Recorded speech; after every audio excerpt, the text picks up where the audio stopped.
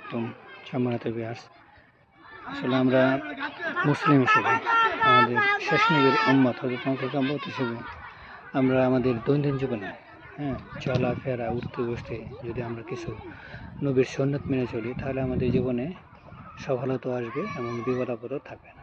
যেমন আমরা যদি দিনের শুরুটা ফজর দিয়ে শুরু করতে পারি, তাহলে আমরা আল্লাহর রহমত, বরকত, কল্যাণ, মঙ্গল দুটোই পেয়ে গেলাম।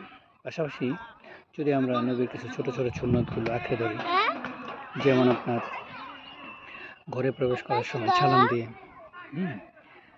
তারপরে আপনার পরিবারের ছোট বড় সবাইকে সালাম দিয়ে, চেনা অচেনা সকল ব্যক্তিকে আমরা যদি সালাম দিই, তাহলে আমরা তার জন্য দোয়া করা হলো এবং সালামের যে নবীর সুন্নতটা সেটা পালন করা হলো। আমরা যখন ঘর থেকে বের হবো, আমরা ঘর থেকে বের হওয়ার একটা দোয়া করে যদি বের হই, তাহলে সারাদিন আমরা আল্লাহ তাআলার জিম্মাদারি চলে গেলাম। আমরা যদি নিজেকে একজন দিন নবীর আমাদের নবী তো রেখে গেছেন দিন, আর এই দিনকে যদি আমরা আঁকড়ে ধরে রাখি, তাহলে সম্মানিত আমরা চাইলে আমাদের জীবনকে পরিপূর্ণ সুন্নত তালিকায় নিয়ে যেতে পারবো। ছোট ছোট একটি করে আমল যদি আমরা আমাদের জীবনের সাথে সংযোজন করতে পারি, তাহলে আমরা